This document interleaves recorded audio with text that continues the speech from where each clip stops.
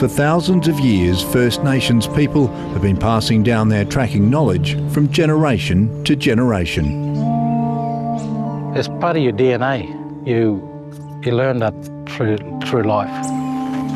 For more than 170 years, survival skills traditionally used to track animals have been harnessed to solve hundreds of crimes and find countless missing people. To help bring those people home to their family. That's why we're sort of here. Pat Larkins and Chris Warrior spent years working together in Coober Pedy, using their tracking ability when required. One search the pair recall was for a man who'd killed a woman in Umina, an Aboriginal community on the edge of the outback town. Getting called to the area, we were advised that the gentleman involved had presented here just behind us. The offender was looking for water at a local tourist attraction, having walked 5 kilometres out of town. The fugitive then headed into bushland, providing him with numerous places to hide. This is where we come in, spot these tracks down here somewhere, in the soft sand, so which led that way there. From there, they continued to follow the signs. Yeah, and you're not always looking just for the track. You do find disturbances in the ground, like bushes broken and rocks moved and that kind of stuff, so you don't see a full print. Where the rock's supposed to be is moved, so it should be there, not over there.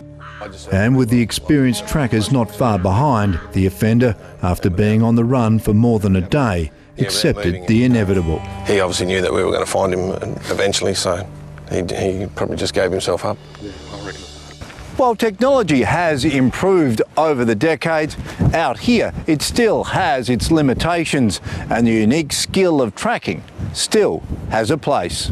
Yeah, it's incredibly useful, especially out here because you don't have many resources, and so you rely on your knowledge of the land. Dean Walker, who also works in Coober Pedy as a senior community constable, agrees that the art of tracking still has a place in modern policing.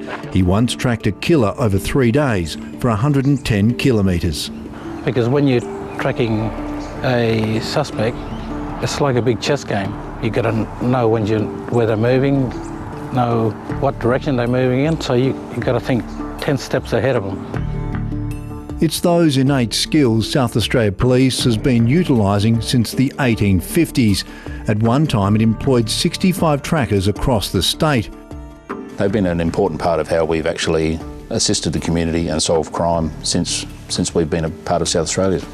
There are still more than 20 community constables working for SA Police, but not all have tracking skills. But we still do rely on some who possess those skills, and yeah, it's a really important part of us assisting the community. Arguably, SA's most acclaimed tracker was Jimmy James, who died in 1991. He assisted over 100 police investigations during almost 50 years of service. People like Jimmy James are legendary, and people like us and all the Aboriginal community are very proud of the things that he did in his time. Jimmy James was best known for helping find, along with fellow tracker Daniel Moodoo, 9-year-old Wendy Pfeiffer, who was abducted from her Mylor home in 1966. A young girl who was stabbed 3 times, and he found her after no one else could and saved her life, got there in time for her to be rescued. But there are fears the art of tracking could be lost when the current generation retires. It's going to maybe die out one day, but you just got to keep it rolling. I take my sons out every time I got a weekend off and take them out hunting and try and show them how to try and teach them. Maybe they can follow in your footsteps. Yeah, maybe. With the hope of keeping an ancient skill alive. James Wakelin, ABC News, Coober Pedy.